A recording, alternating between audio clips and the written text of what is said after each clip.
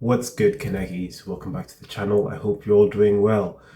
This is probably going to be my most important video. I think it's going to be the most comprehensive one, looking into how currencies all go to zero. I will be going from first principles, starting with supply and demand. But before I get into it, please hit the like button, subscribe as well if you're new and you haven't already. So I've been thinking about it for more than a month now, about supply and demand, understanding what the demand is for government services and for government to play a role in the economy. So I did some reading, and whenever economists talk about supply and demand, they always talk about it like this. So reading from this example here, or this definition of what an extension in supply is. Don't worry, I will explain everything in just a second. But it says an increase in the quantity supplied of a good due to an increase in its price is called an extension in supply. It says an increase in the quantity of a good due to an increase in the price. Now, guys, I come from an engineering background. That's a STEM, a STEM background. And in science and engineering, we are taught that the independent variable is drawn on the x-axis. Most economists, the conventional way to do price and quantity is to put price on the y-axis. So they make it seem like quantity is the independent variable. Further up in this article, it says it has a table, so it shows price on the left and quantity on the right. Once again, in STEM, the independent variable is on the left, and the dependent variable is on the right. So for them, economists, when they talk about it, they know that price is the independent variable, but when they draw it, it's different. So it's the other way around. So it just confuses you, right? So I wondered why. Why is this the case? And I looked it up, right? So I'm not the only one who's wondered this. I've looked it up. And someone asked, why are supply and demand curves, why does the price go on the y-axis? He was wondering, he was curious. And without going into too much detail here,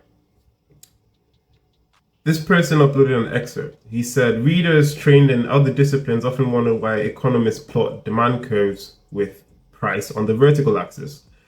The normal convention is to put the independent variable on the x-axis and the dependent variable on the y-axis.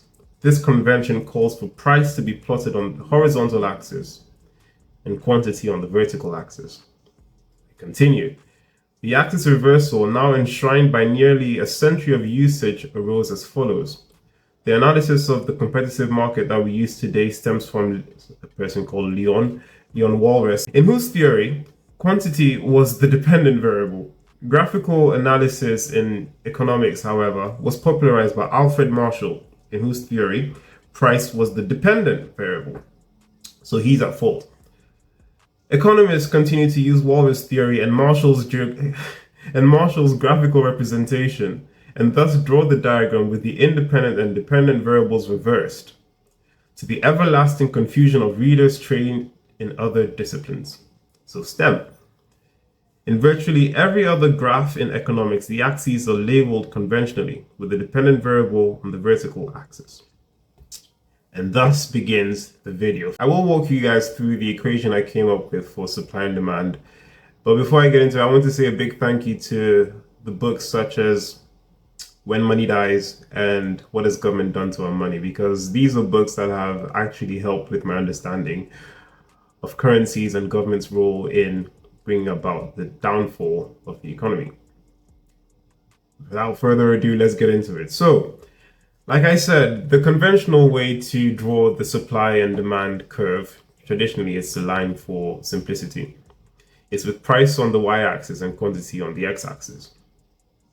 Now, we're going to be taking the engineering approach, the scientific approach to this, and we're going to flip it. We're going to put price on the x-axis and quantity on the y-axis. And we're doing this so that we can create an equation from it. So, I mean, if you've done maths, almost all of you would have, in GCSE, A-level, uni, you'll be familiar with the equation y equals mx plus c. That's the equation for a linear graph.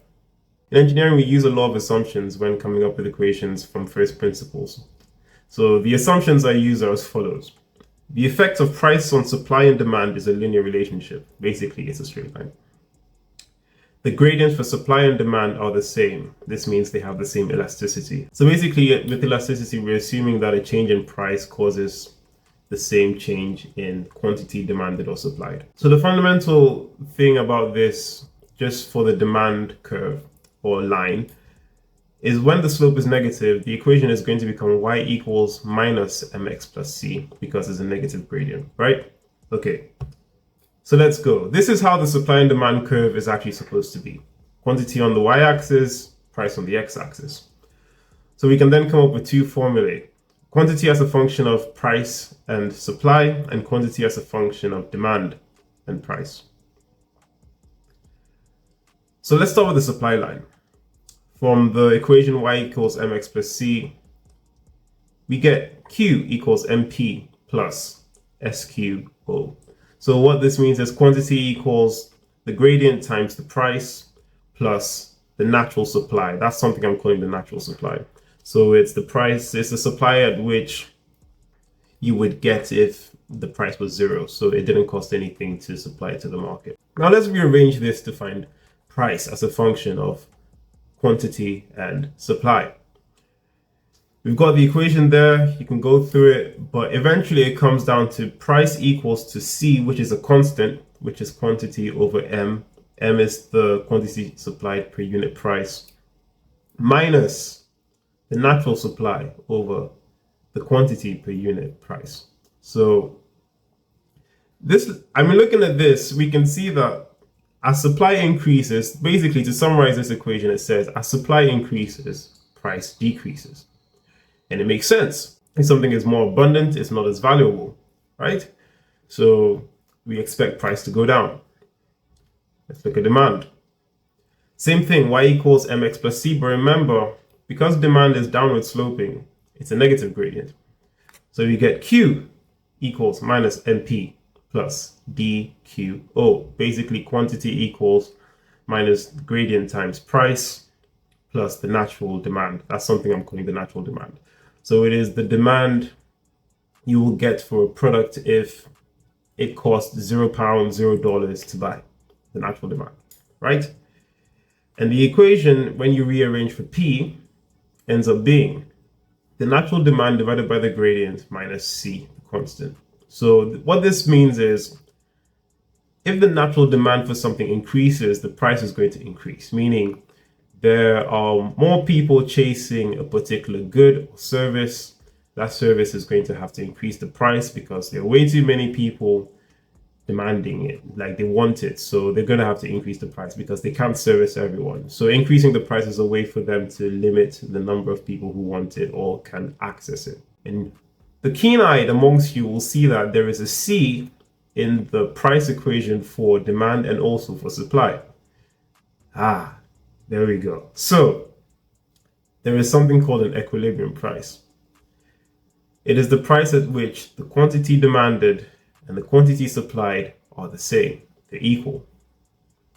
So that's the equilibrium price.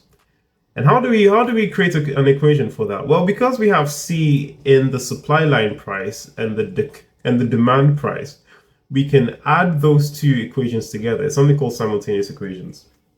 You add those together, and the equation you end up getting is the equilibrium price equals the quantity demanded minus the quantity supplied over 2m. Remember, the assumption was that the gradient is the same for demand and supply. It's a fundamental assumption in this equation I'm making. If the gradients for demand and supply were different, you'd basically have to separate it. So M would be different for demand and supply. The equation would still apply, but the characteristics of it would change slightly. Once again, for simplicity, this is just first principles. Now, let's look at what the effect of decreased supply would have on the equilibrium. So if we decrease supply, that means the y-intercept, being the natural supply, goes down. So we move it down the graph, we move it down the chart. So because it's gone down, price and demand stays the same, by the way. It's just a supply shock that we're looking at. It's a supply shock. So demand stays the same. It still has the same y-intercept, but S has changed. the supply has changed. So when the supply decreases, for the same demand, price has to go up because there is less of that good, but it's the same number of people who want it. So it's more scarce, so price goes up. So in a free market, what happens? Because it's getting scarce, it's getting more expensive. So people do not have as much money to buy that good. So eventually demand is going to go down as people look for other alternatives. As demand goes down, this moves the price back. This is a very simplified model. I haven't gone through the whole overvalued to fair value to undervalued process. I've just gone straight to the fair value just so we can speed things up. But yes, it would overshoot and go to undervalued and then back to fair value. But for this model, we're saying, okay, once demand goes back down, we're skipping a level, it goes to fair valued again. That's the free market equilibrium. And would you look at that? Would you look at that? The equilibrium from the start is the same as that at the end. The equilibrium price. It's just been shifted down.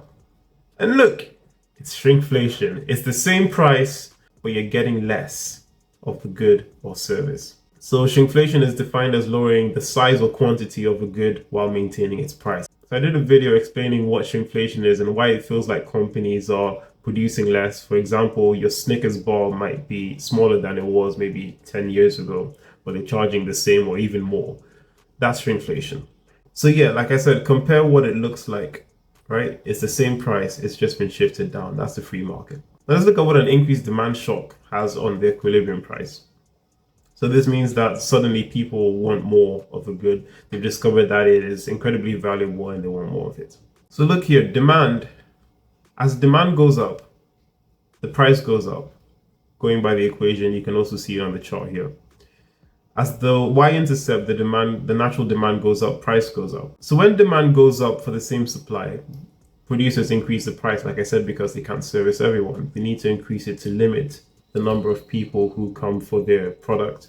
They do this because they keep running into shortages, and once there's a downtime, they're losing money on that, so they're trying to make it up with increased prices, which is perfectly fine. They're not being greedy, it's just business.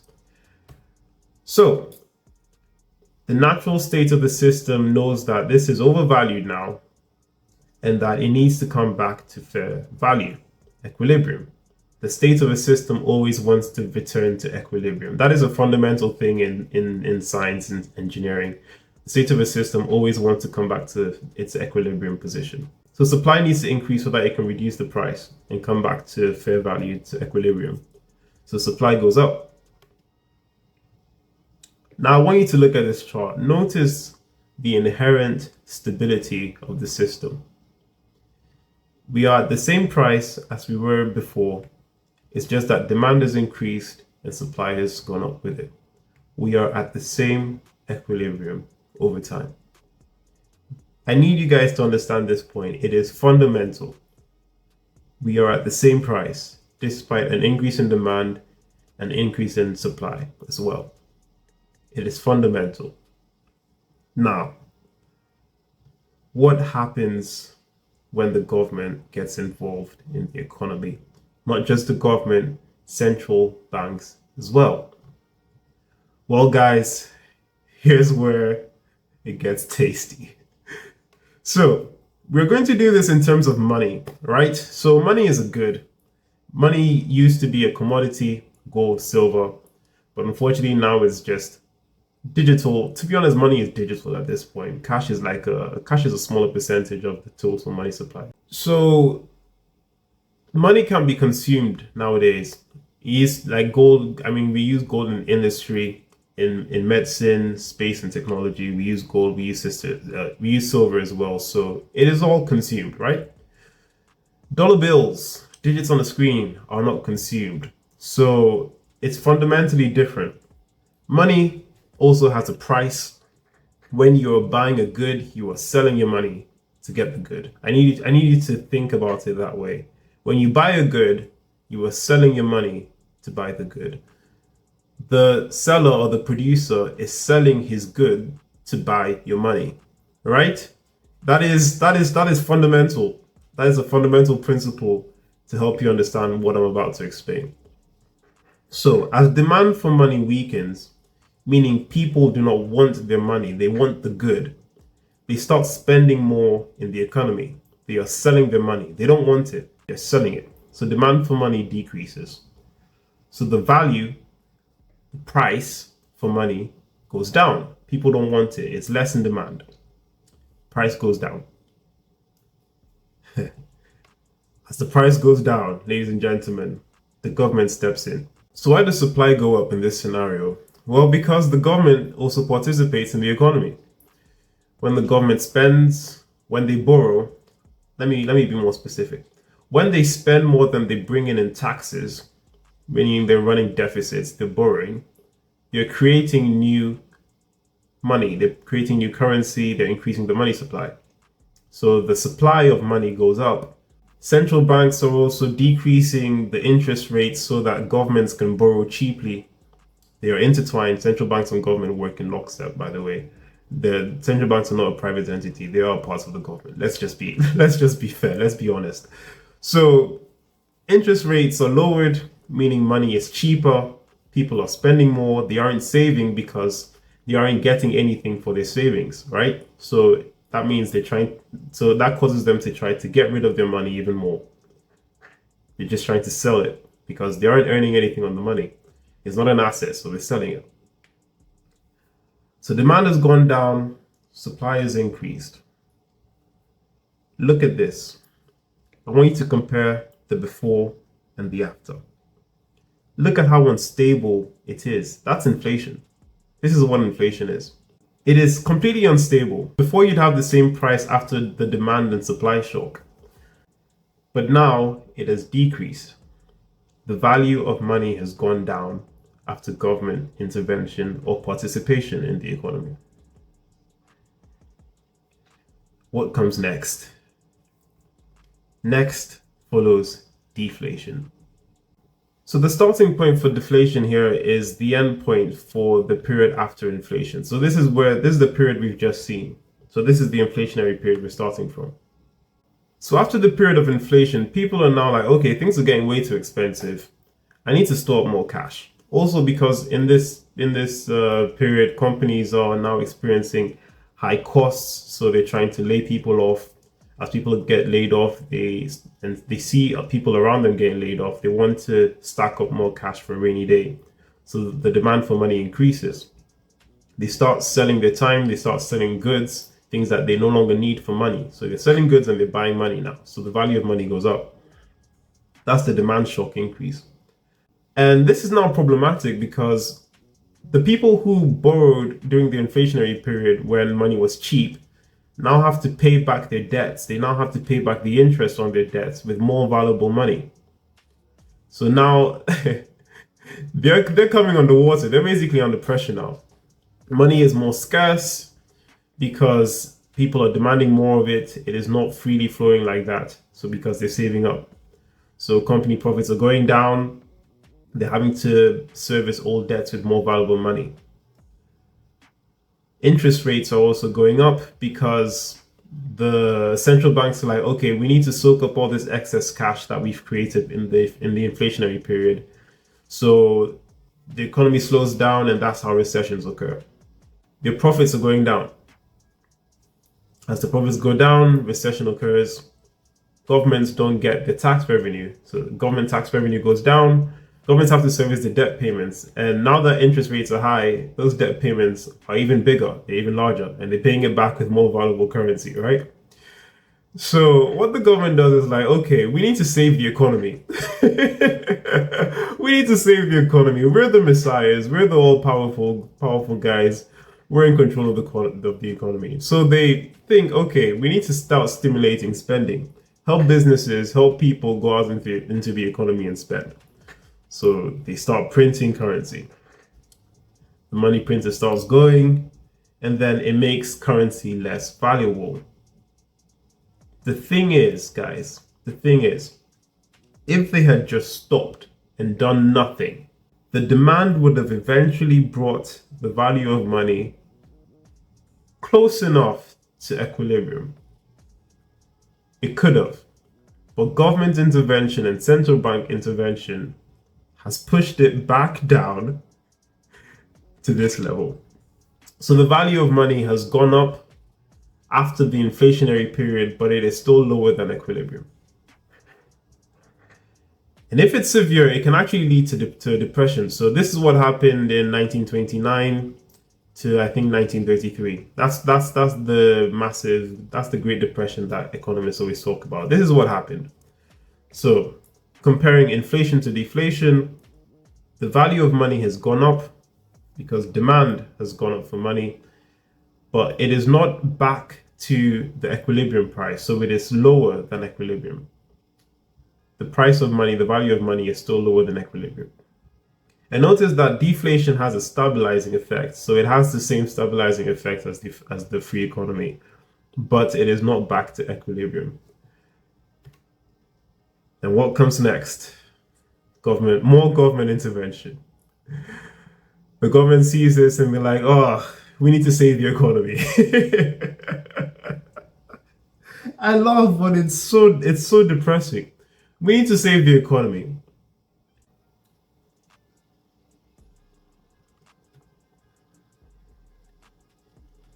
So after the government acts, they've increased the supply. Central banks now think, okay, we need to start stimulating spending. Governments also say we need to stimulate spending. So they decrease interest rates. Sometimes they even decrease it near zero, right? So this is what happened after 2016 to 2020. Interest rates were zero. That's called zero interest rate policy. So as it decreases, people are now like, okay, we're not getting as much on our savings, so let's just go out and spend more money in the economy. So they stimulate, they start spending on the economy, they sell their money and they buy goods. So demand for money is going down. As demand for money goes down, the price of money goes down. Now, this is happening while the government is now back in the economy and they're borrowing, they're spending more than they're bringing in taxes. So the money supply is going up. This has a further impact of devaluing the currency because supply has a negative impact on price. So as supply increases, the value of money is going down, demand is going down at the same time, and then you get hyperinflation. Once again, hyperinflation is unstable. It is pushing you further away from the equilibrium price. And in the end, you get this. So you start with the free market at equilibrium. Then you get the government intervention. People are spending in the economy. The government is also spending. They're giving, subsidies and stuff. They're borrowing because that's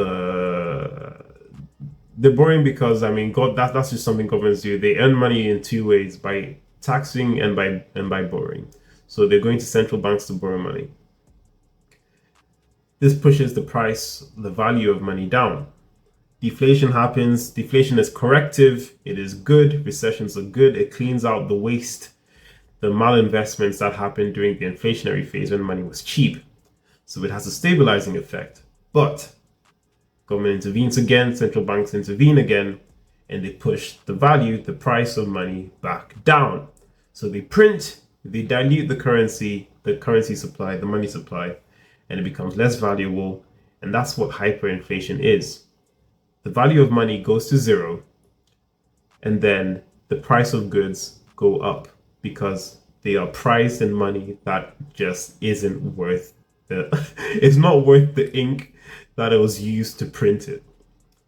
Dollars, pounds, euros, yen, yuan, Canadian dollars, Aussie dollars, the cedi, the naira, the krone, all of them are going to zero because they are not backed by a commodity such as gold or silver. They are all going to zero. There is currently no free market out there because almost every country has a central bank. And almost every country has a government that plays a part in the economy. So everything is just pushing the value of these currencies to zero. Speaking of gold, let's look at how gold performs in a free market versus when the government intervenes. Now, you would have seen the ideal scenario I mentioned earlier. Demand goes up, supply goes up, it just pushes the chart up, the quantity up, but the price stays the same. So what does this mean? It means that demand increases as people seek gold for safety. Safety from government printing, from an increase in the money supply. As the demand for gold goes up, the price of gold goes up, and miners become more profitable, and they see an opportunity here to increase their profits by increasing the supply of gold.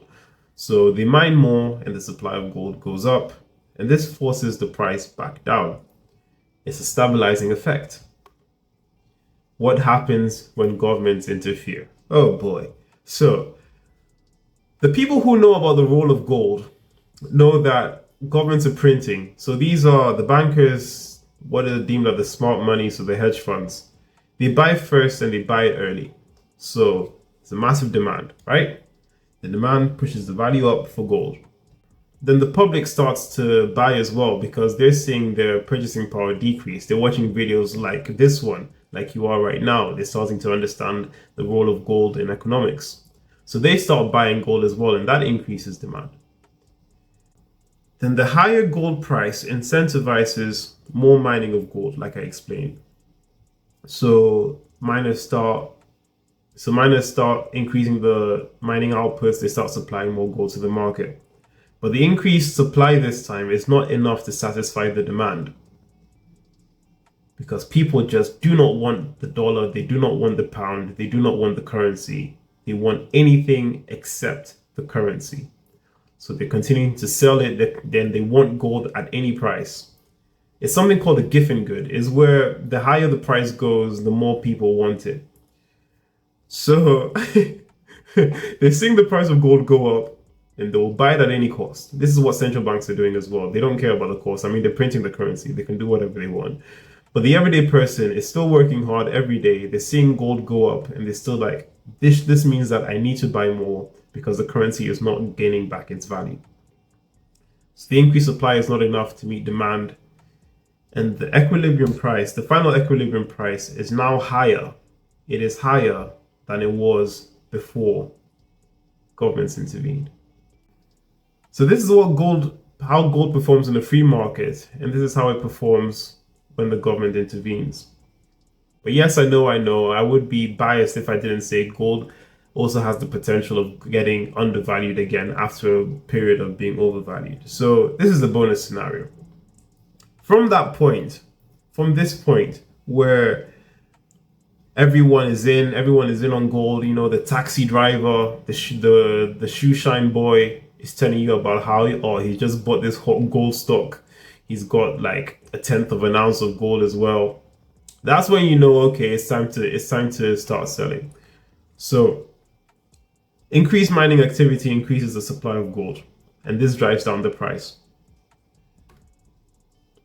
People also understand that gold has gotten too expensive, so they start holding off. They can no longer afford it. Demand goes down. And by the way, when gold gets too expensive for the general public, as demand is going down, part of the reason the demand is going down is because they're starting to buy silver.